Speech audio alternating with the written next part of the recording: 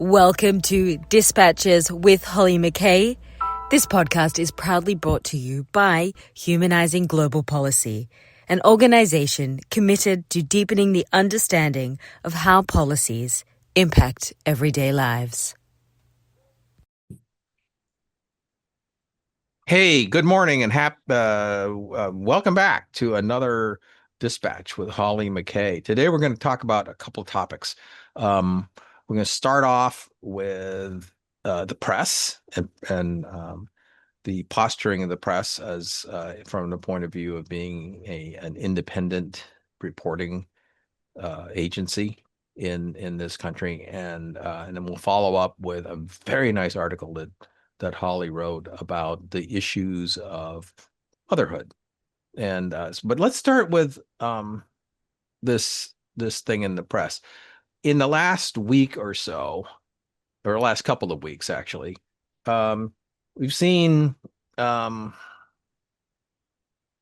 controversy with things like the head of CBS's 60 Minutes unit resigning, apparently because of an accusation that there's pressure from the Trump administration to influence what they cover based on a pending merger and a approval of the merger. And then also you hear signs in the press of people grumbling that particularly from the side of the press that has sided in the past with the Democrats, that their independence is waning.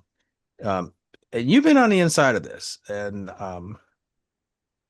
and I always have the question when I look at institutions, and the press is an institution, why there's a herd mentality that goes along with it, and then is this a herd mentality that's legitimate, or is this a sour grapes herd mentality of egos being hurt? That's the question that occurs to me. You may see it from an entirely different perspective, but I'd kind of like to hear what you think about this. Yeah, I have mixed feelings about it. Obviously, I'm a big proponent of journalism. I think there are so many amazing journalists that do incredibly important work to inform the public. I do feel, though, that over the past, I guess probably beginning maybe a decade or so ago, um, it sort of started to bleed into a little bit of the sort of self-inflicted ego, where we have a lot of journalists here that then sort of compare themselves, and, in the law, quote unquote, loss of press freedoms to, people that are in Iran or in other places where you legitimately don't have freedom. Russia. There are many countries in the world, and so I think it's just become a little bit of an almost egotistical that journalism has often fallen into.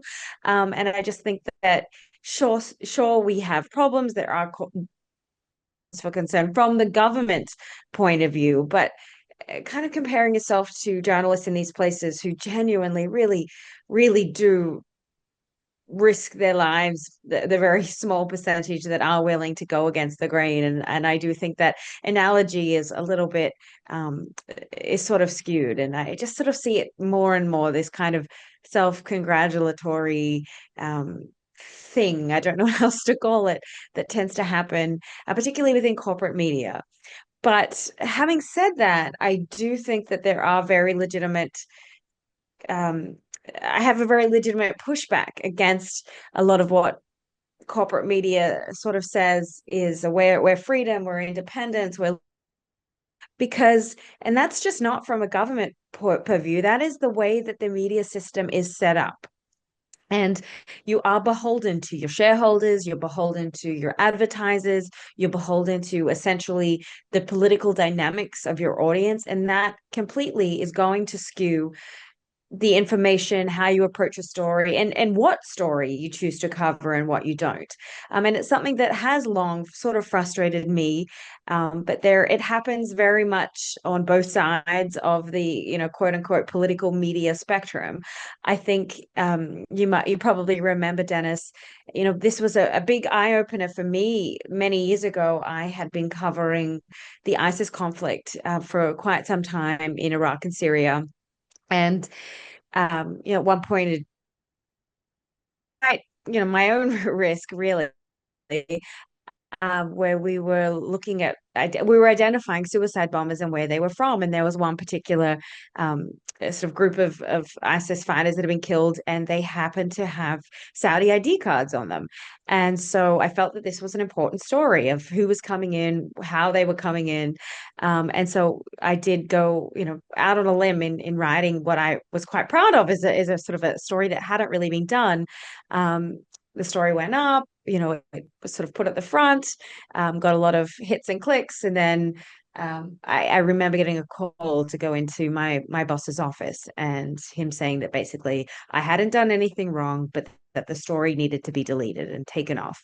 And that was because someone in Saudi Arabia, I think in MBS's office, had called Rupert Murdoch's office. As many people know, I worked for Fox for a long time, and wasn't happy that story was out there.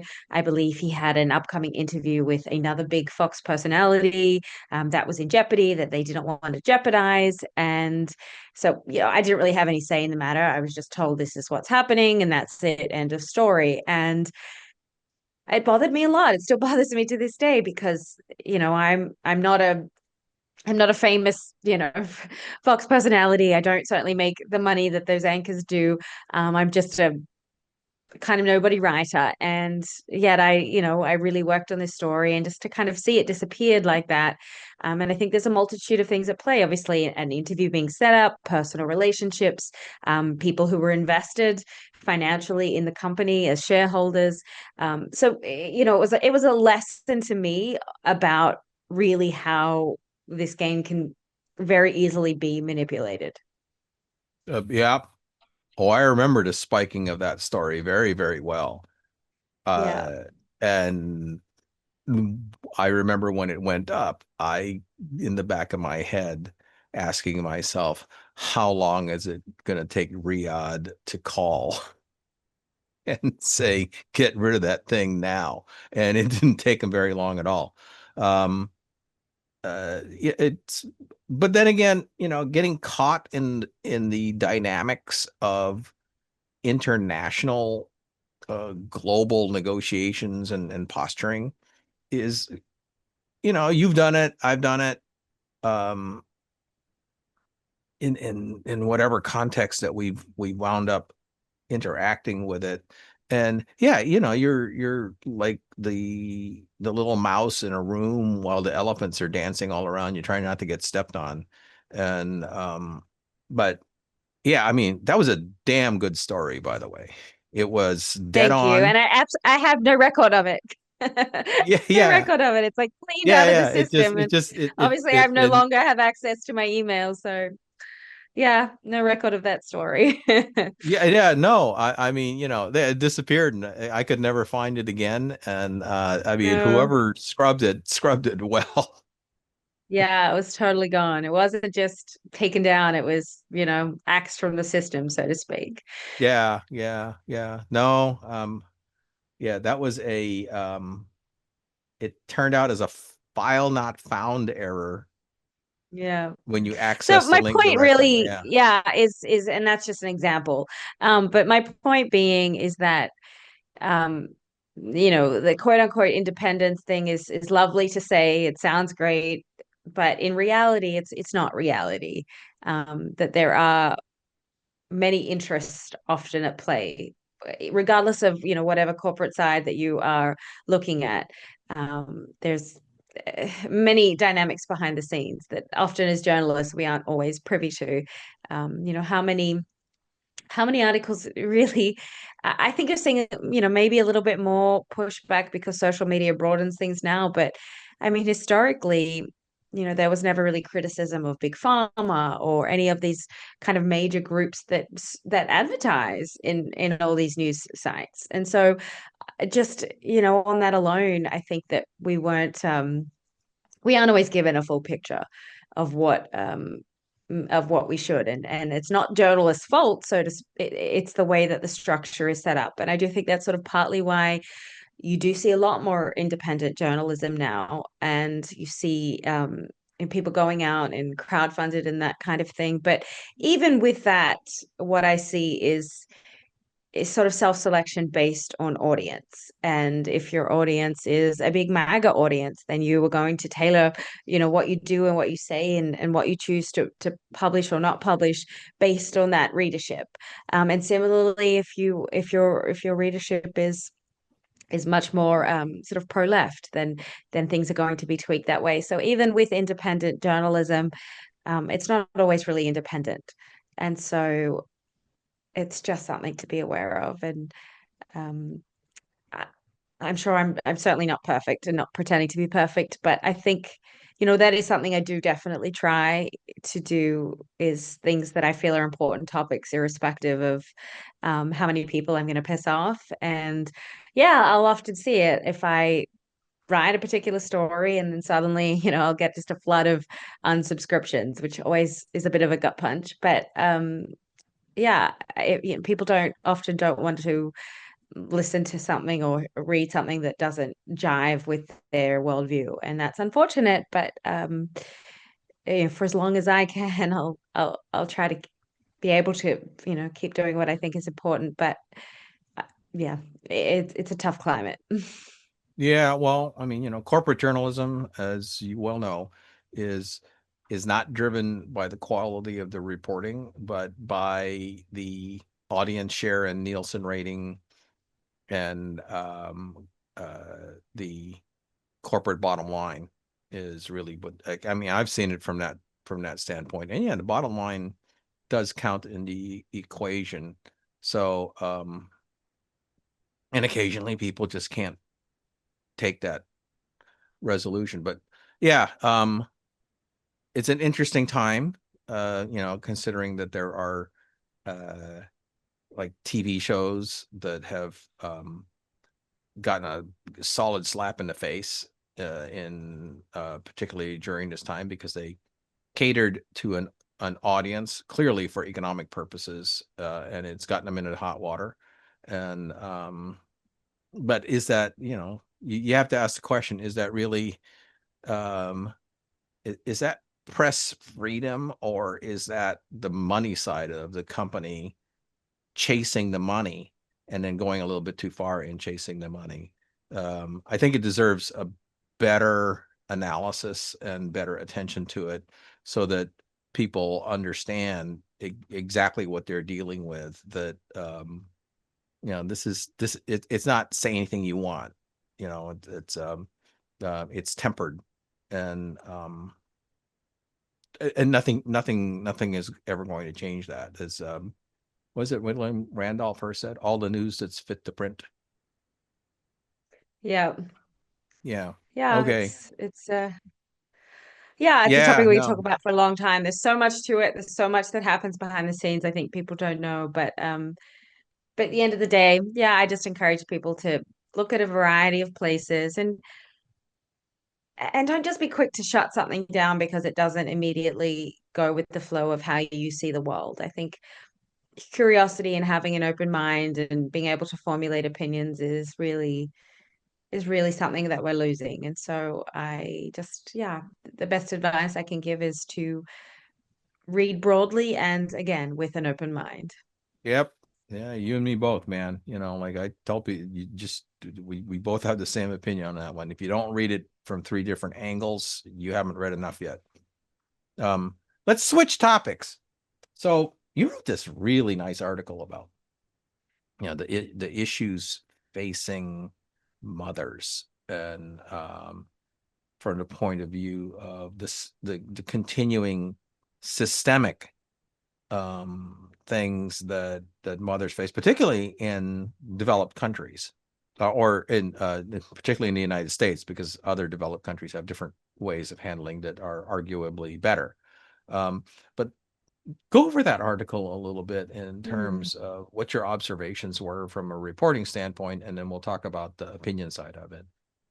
Yeah. So I'm working on a series of related articles. This is something I'm very invested in right now, and that is the idea of, mothers, obviously being a new mom myself, but also fertility, and I guess what the ramifications are of the, much lower, both people choosing not to have children or not to have, many children, and also just genuinely people that can't have children. So this is something I've been investigating a lot and I'm very invested in. But with this particular article, it was more spurred by, there was several proposals that apparently that the Trump administration is mulling about how to boost birth numbers.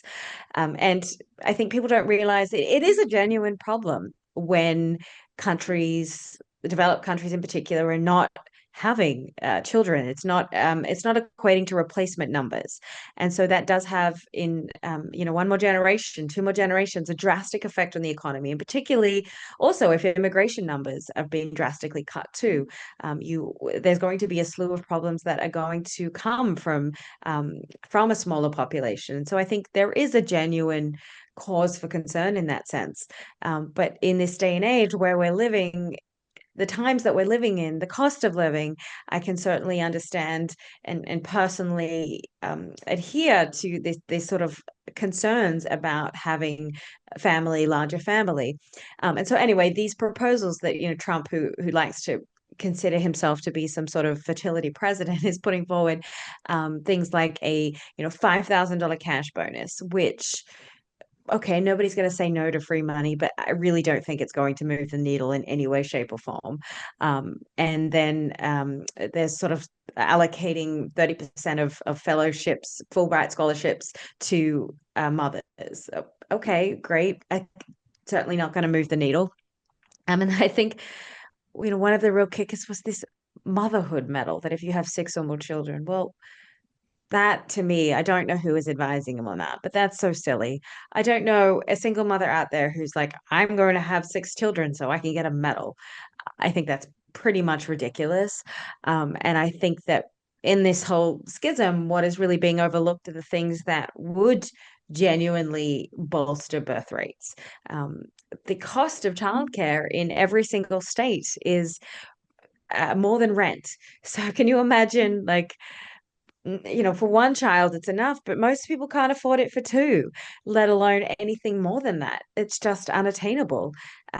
It's just, women are stuck in a position of they can't stay home if they wanted to stay home, oftentimes. There is no, we're the only developed country that has no system of paid maternity or paternity leave for people. So that puts many Americans in a really difficult position. And I compare it to the fact that we don't allow puppies to be taken into families until they're 8, or some states 12 weeks old, but there is no limitation on a mother. In some cases, moms have to be back at work a week or 2 weeks after having a baby, which just absolutely blows my mind, because there is often no other way. And so there are a lot of studies that also are showing that it's that separation that a child has up until the age of 3, that from their mother, if they are in care for 12 plus hours a day, there are some concerns about the long-term ramifications of that on terms of mental health. But having said that, I don't really want to make a judgment against parents who put their children in care. I do think that is very much a necessity. But then again, it's also very unattainable. So I think if the administration was genuinely wanted to bolster birth numbers in a way that would actually move the needle, they're not really going about doing that.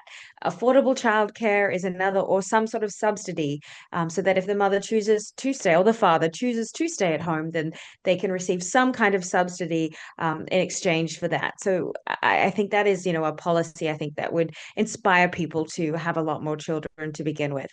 The cost of just having a baby, giving birth, birth, whether you choose to do that at home with a midwife or whether you go to a hospital, even with insurance, there's a lot of out-of-pocket fees that come with that.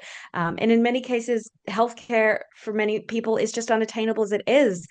So they're going into this completely uninsured, which is terrifying. So I think if we started to address these healthcare gaps and what can be done to encourage people to have children from that, that is another step in the right direction. But for some reason, we're skirting around the edges, wanting to play games with silly things like medals, which are just totally nonsensical in the scheme of things. Well, yeah, I've looked at this issue too, and when I look at it, it becomes very, very clear. The U.S. used to have a single earner economy, and the economics of the country were set up so that you had one breadwinner, and the other pair, the other member of the pair, could devote their time to rearing the family. In today's context, that the member of the pair that makes the money and the one that rears the family, it doesn't really matter which gender they are, because that's basically based on who has the better economic earning power. But we don't have an economy that is set up for single breadwinner income as being the core design of the system.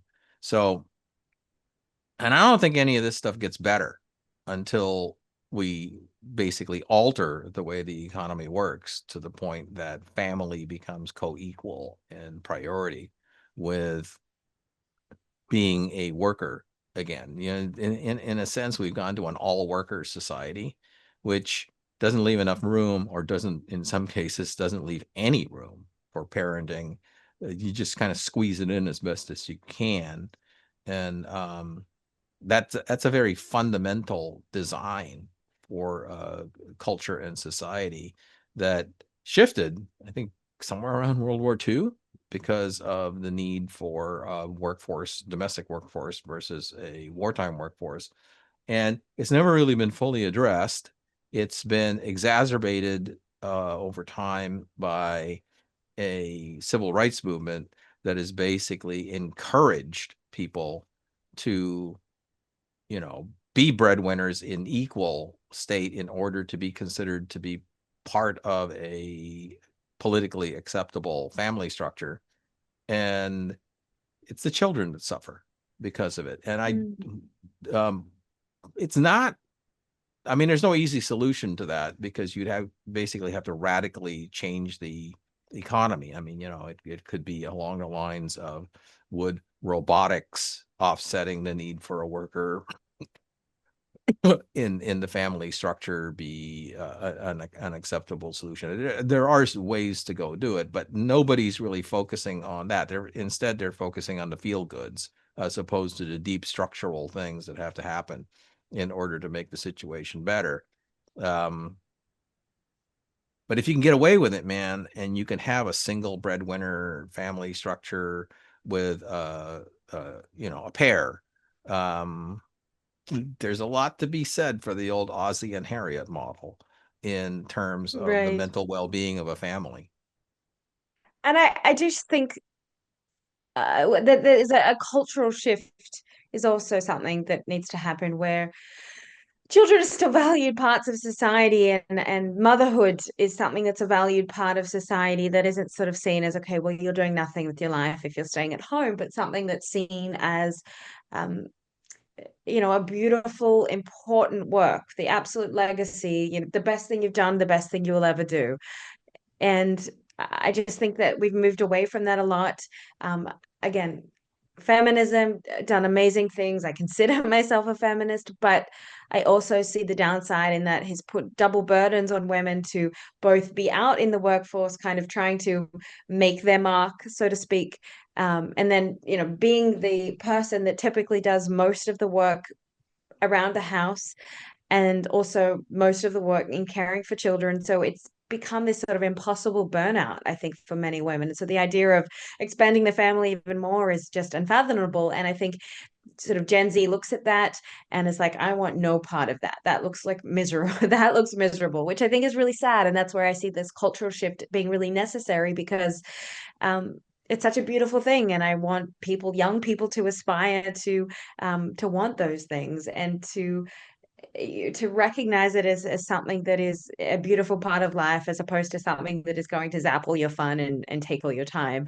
So I think that we need to do things that sort of ease the burden for that caregiver, enable them to kind of really do that and thrive in that environment. And I just think that right now it is very difficult for a lot of mums to kind of juggle so many things. And again, just sort of culturally, it can be really hard sometimes, even with a child.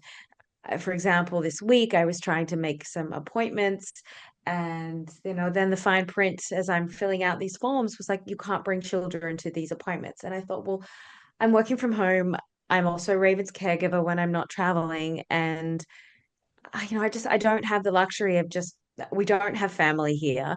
I don't have anybody to call on. I mean, my friends all work during the day, so I can't ask them to help me. And then I have to start going onto babysitter websites, because again, the sitters that we use, they have day jobs too, because typically, they work for us in the evenings when we go out to things. But so it just becomes stressful. And I was like, well, I can't go to these appointments because I just the stress of having to find the babysitters, the financial component of it, all of that. And I just, had to resign myself to, well, the health appointments that I wanted to make are going to have to be put off. So again, mothers are always putting themselves sort of on the back burner, um, for sort of a society that isn't always ready to embrace children. I think another factor with that is, oftentimes when you're flying, you have to pay a stupid amount of money to select your seats, which parents with, multiple children, then are having to pay hundreds of extra dollars on top of their tickets to then fly safely, to that their children are near them. I mean, nobody wants their 2-year-old sitting next to a strange man 5 rows ahead. So I think airlines, it's just, there's so many ways that we can make things less discriminatory, and sort of a less burden and more welcomed aspect of families and society. And I think it used to be the case, but I feel like we have moved away from that a lot, and that does make it extra challenging. Oh, yes, it does. Like, yeah, I get all of that stuff. Let me pontificate with you for a second and take it from the men's side. Um, I don't think men are trained well enough in this country to be co-equal members of the nurturing part of family life. There's that too much expectation of in order to be, a man's man, you pay attention to just manly things as opposed to also paying attention to the fact that you are a team member in raising a family. And I think that's wrong. Is something that I think is another cultural feature of American society that has not been paid attention to. If you expect two breadwinners in the family, you can't expect to not destroy families because of stress if only one member of the family has the burden of taking care of home life, and the other one basically is, if not, in some cases has an expectation of not, from doing that kind of stuff, because that's part of the culture. And I think we need to change that, because that just doesn't work. You wind up with higher divorce rates, broken families, stressed families, uh, earlier onsets of stress and difficulty within families, and all of that impacts the well-being of the children. And we we haven't dealt with that side of the issue either. And I think we need to be looking at both sides of this at once. And I'm a very big advocate that men have an important role to play in stabilizing families, particularly under the culture and economic conditions that we have right now that expects a two-income family.